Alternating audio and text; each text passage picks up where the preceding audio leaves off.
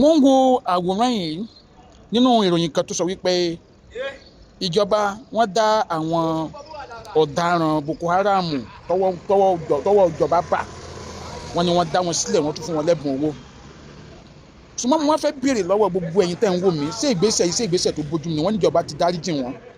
àwọn tí wọ́n mú ni o tọ́wọ́ bà nígbà yẹn wọ́n níjọba dáríjì wọn àwa dá wọn sílẹ̀ àwa fún wọn tán tún wá fún wọn lówó. bí arọ́ ni bí òótọ́ ni Ọlọ́run ọba nìkan ló yé ṣùgbọ́n inú ìròyìn kan ni mo ti kà á àmọ́ tó bá jẹ́ wípé òótọ́ ni ẹjọ́ sí ìgbésẹ̀ yẹn ṣó bójú mu because ẹ jẹ́ ká fi ọ̀rọ̀ ara wa wò ọ̀pọ̀lọpọ̀ àwọn ènìyàn àwọn obìnrin ní àwọn arábí ti sọdún pọ̀ àwọn obìnrin tó yẹ pé ọkọ wọn jẹ́ jagunjagun táwọn arábí ti náà ọkọ wọn lọ sọ́run alákejì ọ̀pọ̀lọpọ̀ ọmọ mi tí bàbá ẹ̀ jẹ́ jagunjagun ni àwọn pípé ti sọ̀dí aláìní bàbá àwọn tó yẹ pé wọ́n ti pa ọ̀pọ̀lọpọ̀ èèyàn wọ́n ti rán ọ̀pọ̀lọpọ̀ èèyàn lọ sọ́run wọ́n ti rán ọ̀pọ̀lọpọ̀ àwọn jagunjagun lọ sọ́run ẹ wá ní wọ́n ti túbá wọ́n ti yí padà torí bẹ́ẹ̀ fi wọ́n sílẹ̀ ẹ tún wá fún wọn lẹ́bùn owó kí ló máa jẹ́ ìrètí àwọn ẹbí àwọn jagunjagun àwọn ológun wa tó ti kú lórí dojúdà lórí ọ̀rọ̀ àwọn bókobòko yìí kí máa jẹ́ ìrètí àwọn ìyàwó wọn tó ti di opó ńsìn ọmọ mi kò lè lọ léèwé mọ́ torí pé bàbá ẹ̀ jẹ́ ológun bàbá ẹ̀ kú sójúdà àwọn tó wá rán bàbá ẹ̀ lọ sọ́run alákejì ọwọ́ bà wọ́n ẹ wá sọ pé ẹ ti dáríjì wọn. èmi bá ní wípé kò sáàyè dáríjì fún ẹni tó bá jẹ́ ọ̀daràn bíi tàwọn ará bíi nínú èrò tèmi ni o pé kò yẹ kí ìjọba máa dáríjì wọn rárá tọ́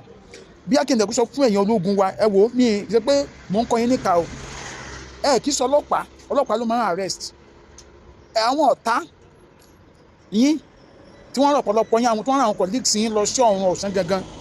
tọwọ́ yín bà àwọn ìjọba padà dá sílẹ̀ yẹn tani wọ́n dáríjì èmi bá ní tọwọ́ tí yín bá ti ń bà wọ́n tọwọ́ yín bá ti ń bà wọ́n bó bá jẹ́ nípa wọ́n bá ba mẹ́wàá ẹ̀yin náà ẹ lè ṣe bí jagunjagun ni wọ́n pè wọ́n ní kẹ́lọ́ arrest náà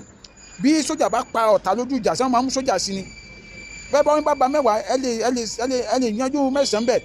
ẹ̀yin ọkọ̀ tó kù kẹ́ fi lé ìjọba lọ́wọ́ ẹ̀yin ni wọ́n fọ̀rọ̀ wá lẹ́nu wò mú mẹ́wàá ẹ kó mẹ́wàá wá fún ìjọba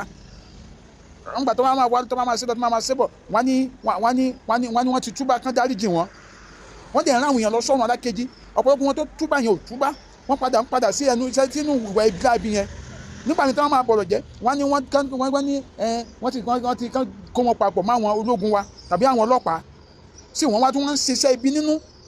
ara nǹkan tó fà á tó yẹ pé ọwọ́ òfin rí náà iṣẹ́ lábí àwọn arábí ìpalátọ́jọ́ ẹ̀ nìyẹn so àbí kí ni èrò yín ẹ̀yin tẹ́ ń wò mí